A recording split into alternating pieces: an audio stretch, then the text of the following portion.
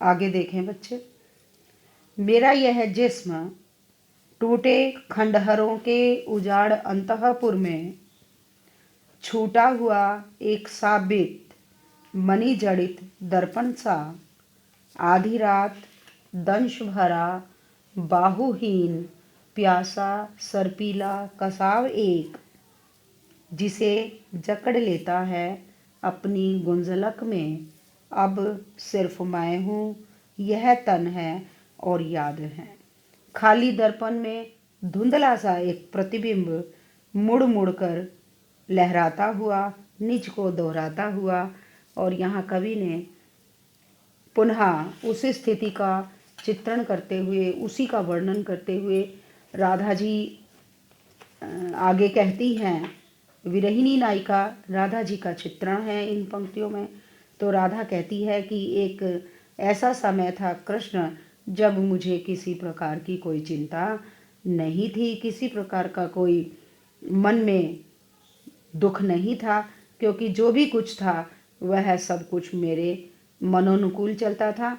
लेकिन आज स्थितियां बदल चुकी हैं और आज जो स्थिति है वो ऐसी है जैसे टूटे फूटे खंडहर के बीच में अंतःपुर होता है, एक ऐसा स्थान जहाँ पर महल का वह स्थान जहाँ महिलाओं का कक्ष होता है, महिलाओं का कमरा होता है, महिलाओं के रहने का स्थान होता है, उसको हम अंतःपुर कहते हैं। तो आज उसकी स्थिति किसी टूटे फूटे खंडहर के उजाड़ महल के महिला के कक्ष में मानो कोई मणियों से जड़ा हुआ शीशा टंगा हुआ हो। तो उस शीशे का, उस दर्पण का महत्व कब था? जब उस अंतःपुर में महिलाएं थी, युवतियां थी और वह उस दर्पण में अपने प्रतिबिंब को देखती थी, सजती थी, संवरती थी, तब उस दर्पण का महत्व था। परंतु आज वह अंतःपुर उजाड़ हो चुका है, आज वह महल खंडहर में परिवर्तित हो चुका है। तो आज इस मणियों से जड़े हुए दर्पण का कोई भी महत्व नहीं है।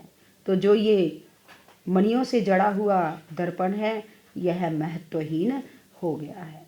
तो उसका जो शरीर है वो खंडहर के शून्य महल में टंगे मणियों से युक्त उस छोटे से दर्पण के समान है, जो आधी रात को छूटा हुआ एक साबित मणि जड़त दर्पण सा, आधी रात दंश भरा बाहुहीन।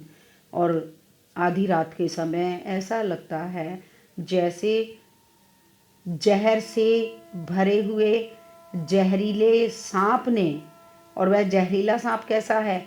बाहुहीन, उसकी भुजाएं नहीं हैं। तो ये जो दंश से भरा हुआ, भुजाओं से विहीन, प्यासा और सर्पीला जो एक सांप का वर्णन किया है, ये क्या हैं? ये यादें हैं जो बार बार राधा जी को जकड़ लेती हैं, ऐसी यादें। और ये यादें बच्चों कैसी हैं? ये यादें हैं संयोग अवस्था की, उस अवस्था की जब राधा और कृष्ण एक साथ रहते थे। दोबारा से देखें इसको। मेरा यह जिस्म टूटे खंडहरों के उजाड़ अंतःपुर में छूटा हुआ एक साबित मणि जड़ित दर्पण सा। स्पष्ट हो गया होगा कि मेरा जो ये शरीर है, हे कृष्ण, आपके चले जाने पर उसी समान है जैसे उजाड़ अंतःपुर में कोई मणियों से जड़ा हुआ शीशा छूट गया हो और आज वह अंतःपुर उजाड़ हो गया हो और खंडहर में परिवर्तित हो गया हो। तो जैसे एक खंडहर में छूटे हुए दर्पण का कोई महत्व नहीं होता, इसी प्रकार से मेरे इस शरीर का भी कोई महत्व नहीं है। आधी रात दंश भरा बाहुहीन, और ये जो मणियों से जड़ा हुआ, मणियों से युक्त छोटे शीशे की भांति जो मेरा यह शरीर है, आधी रात को दंश से युक्त, भुजाओं से रहित जहरीले सांप के समान कसाव बुरी तरह से अपनी जकड़न में, अपनी गुंजलक में, अपनी बाहों में मुझे जकड़ लेता है। और ऐसा लगता है कि जैसे ये कोई एक प्यासा सर्प हो जो सब कुछ निचोड़ लेना चाहता हो, जो सब कुछ चूस लेना चाहता हो। तो राधा जी को जो पुरानी यादें हैं वो बार बार याद आती हैं, और ये सब यादें, कृष्ण की जो यादें हैं, सुखद यादें, ये राधा जी के शरीर को चारों ओर से जकड़ लेती हैं, वैसे ही जैसे किसी सर्प ने मजबूती से उन्हें जकड़ लिया हो अपनी गुंजलक में, अपने आलिंगन में, अपनी भुजाओं में। अब सिर्फ मैं हूँ। तो राधा जी कहती हैं कि हे कृष्ण, अब और कुछ भी शेष नहीं है। क्यों नहीं है शेष? क्योंकि अब तो केवल यादें हैं जो मेरे पास बची हैं, और वे यादें भी मुझे प्यासे सर्प के समान हर समय जकड़े रहती हैं। अब सिर्फ मैं हूँ, अब केवल मैं शेष हूँ। यह शरीर है और तुम्हारी पुरानी यादें हैं जो मेरे पास शेष हैं। खाली दर्पण में धुंधला सा एक प्रतिबिंब, और राधा यह भी मानती है कि धुंधली सी एक परछाई है उस प्रतिबिंब, उस दर्पण में जो प्रतिबिंबित होती रहती है। और ये परछाई किस चीज़ की है जो बार बार प्रतिबिंबित होती है? यह कृष्ण की यादों की परछाई है जो बार बार उस खाली पड़े हुए दर्पण में प्रतिबिंबित होती है, मुड़ मुड़ लहराता हुआ, निज को दोहराता हुआ। और बार बार ये यादें अपने आप को दोहराती रहती हैं, और बार बार इनका प्रतिबिंब मेरे इस खाली पड़े हुए शरीर रूपी दर्पण में प्रतिबिंबित होता रहता है। और यहाँ भाव यह है कि राधा जी के पास अब कृष्ण की यादों के सिवा कुछ भी शेष नहीं है। तो राधा जी अपनी उन यादों को अपने साथ समेटे हुए अपने जीवन के किसी भी महत्व को स्वीकार नहीं करती, अपितु उन्हें लगता है कि अब उनके इस तन का, इस शरीर का अब कोई भी महत्व नहीं है। क्यों नहीं है महत्व? क्योंकि कृष्ण अब उसे छोड़कर चले गए हैं।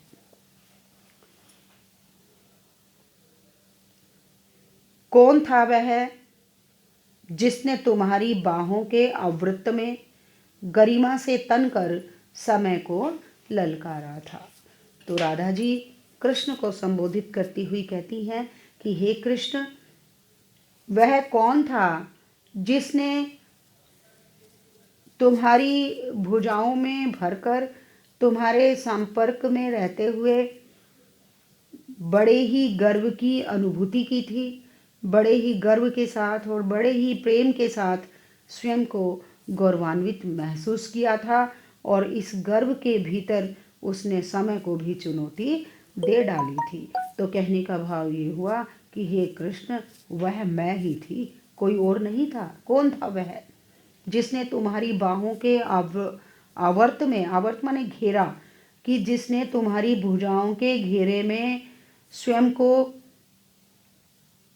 बड़े ही गर्व और बड़े ही प्रेम के साथ बंध कर अपने भीतर गर्व का अनुभव किया था और समय को ललकारा था, अर्थात समय को भी चेतावनी, चुनौती दे डाली थी। कहने का भाव ये हुआ कि राधा जी जब कृष्ण के संयोग में थी, कृष्ण के संपर्क में थी, कृष्ण की भुजाओं में जब वो समाई हुई थी, तब उन्होंने कभी समय को भी सामने नहीं आने दिया था। यानी समय को भी चुनौती दे दी थी कि अब तुम भी बीत नहीं सकते हो, अब तुम्हें भी यही रुकना होगा हमारे पास। तो यहाँ राधा जी की विरह व्यथा है, और कहीं ना कहीं श्रृंगार रस का भी चित्रण कवि ने इन पंक्तियों के मध्य में किया है। नेक्स्ट पेज पर देखें, कौन था वह? अब उलाहना दे रही हैं एक तरह से राधा जी कृष्ण को कि कौन था वह जिसकी अलकों में जगत की समस्त गति बंध कर पराजित थी। कि वह कौन था जिसने तुम्हारी, पहले राधा जी कहती हैं कि वह कौन था जिसने तुम्हारी बाहों के घेरे में बड़े ही गर्व और गौरव से, प्रेम से बंधकर गौरव की अनुभूति की थी और समय को भी चुनौती दे दी थी। और फिर बाद में कहती है कि कृष्ण से पूछती है कि वह बताए उसे कि संसार की गति जिस राधा के बालों में आकर रुक गई थी और जिसके इशारे पर सभी दिशाएं, जगत की सभी दिशाएं जुड़ गई थी, संसार का सब कुछ जिससे हार गया था, वह कौन थी? उसका नाम क्या था? और कौन हार गया था राधा जी के समक्ष? कृष्ण हार गए थे। और कृष्ण ने अपने आप को राधा जी के सामने पराजित कर दिया था, अपने आप को समर्पित कर दिया था राधा जी को कृष्ण ने। तो राधा कृष्ण से पूछती हैं कि वह कौन था जिसके इशारे मात्र से, कौन था वह जिसके चरम साक्षात्कार का ऊपर की पंक्तियां हैं, कौन था वह जिसकी अलकों में जगत की समस्त गति बंद कर पराजित थी? कि राधा कृष्ण से पूछती हैं कि वह कौन था कृष्ण, बताएं जरा, जिससे संसार की गति राधा के बालों में आकर रुक गई थी और जिसकी इशारे मात्र से सारी दिशाएं जुड़ गई थी, बंध गई थी और हार गई थी। तो कहने का भाव ये हुआ कि हे कृष्ण, वह मैं ही थी। क्यों कहना चाहती राधा जी कि वह मैं ही थी, वह मैं ही थी? याद दिलाना चाहती हैं कृष्ण को कि जिस राधा को तुम आज भूल चुके हो, उस राधा के साथ तुमने बड़ा ही सुंदर समय व्यतीत किया है। यानी ऐसी राधा को हे कृष्ण तुम भला भुला कैसे सकते हो? तो यहाँ पर एक प्रकार से राधा जी ने व्यंग्य भी किया है कृष्ण पर, और कृष्ण ने जो उन्हें भुला दिया है उस पर दुख की अनुभूति भी की है। कौन था वह जिसके चरम साक्षात्कार का एक गहरा क्षण सारे इतिहास से बड़ा था, सशक्त था? कौन था कनु वह? तुम्हारी बाहों में जो सूरज था, जादू था, दिव्य था, मंत्र था। अब सिर्फ मैं हूँ, यह तन है और याद है। तो यहाँ राधा जी एक बार फिर से बताती हैं कि किस प्रकार से उन्होंने अपना समय कृष्ण के साथ बिताया और कृष्ण ने किस तरह से प्रेम की अनुभूति उनके साथ की। तो मिलन के उन गहरे और गहन क्षणों को बार बार राधा जी याद करती हैं और कहती हैं कि हे कृष्ण, और कृष्ण से पूछती हैं कि हे कृष्ण, वह कौन था, मुझे बताओ, जिसके परम मिलन का एक गहरा क्षण ही तुम्हारे लिए सब कुछ होता था, जिसके चरम साक्षात का एक गहरा क्षण सारे इतिहास से बड़ा था, सशक्त था, कि तुम्हारे लिए जिसके संयोग का एक क्षण संपूर्ण इतिहास से भी तुम्हारे लिए बड़ा था, वह भला कौन था? अर्थात हे कृष्ण, वह मैं ही थी, कोई और नहीं था, जिसके साथ तुमने परम मिलन की अनुभूति को अनुभूत किया था। वह अपने आप में इतना शक्ति संपन्न था कि सारा इतिहास उसके सामने असमर्थ नजर आता था। तुम बताओ वह कौन था? वह तुम्हारी बाहों में जो सूरज था, जादू था, दिव्य था, मंत्र था, यानी जिसकी जो तुम्हारी भुजाओं में समाई रहती थी, हे कृष्ण, वह कौन थे? तुम्हारी भुजाओं में सूर्य के प्रकाश के समान जो प्रकाशमान था, जो दीप्तिमान था, जादू था, जो विस्मय था, कौतूहल था, दिव्य था यानी अलौकिक था, मंत्र था और जो मंत्र के समान था, हे कृष्ण, वह भला कौन था? कहने का भाव ये हुआ कि हे कृष्ण, जिस राधा के पास आकर तुम कौतूहल से भर जाते थे, जिस राधा के पास आकर तुम प्रकाशमान और दीप्तिमान स्वयं को महसूस करते थे, आज तुम उससे दूर कैसे चले गए? और अब हे कृष्ण, तुम्हारे वियोग में, तुम्हारे चले जाने के बाद अब तुम्हारी राधा के पास कुछ भी नहीं है। ये जो भी कुछ दिव्य था वह मैं ही थी और तुम्हारी राधा ही थी, जिसमें तुम्हें दिव्यता, जादू और प्रकाश का अनुभव होता था। लेकिन आज हे कृष्ण, मैं कुछ भी नहीं हूँ। क्यों नहीं हूँ? क्योंकि जब तक तुम मेरे पास थे तब तक मेरा महत्व था, परंतु आज तुम्हारे चले जाने के पश्चात मेरे इस शरीर का कोई भी महत्व शेष नहीं है, क्योंकि अब केवल और केवल मेरा यह शरीर शेष है और केवल यादें हैं जो मेरे पास बाकी रह गई हैं, शेष रह गई हैं। बाकी सब कुछ मुझसे छूटा जा रहा है। तो राधा जी ने अतीत की स्मृतियों में स्वयं को खोया हुआ महसूस किया है।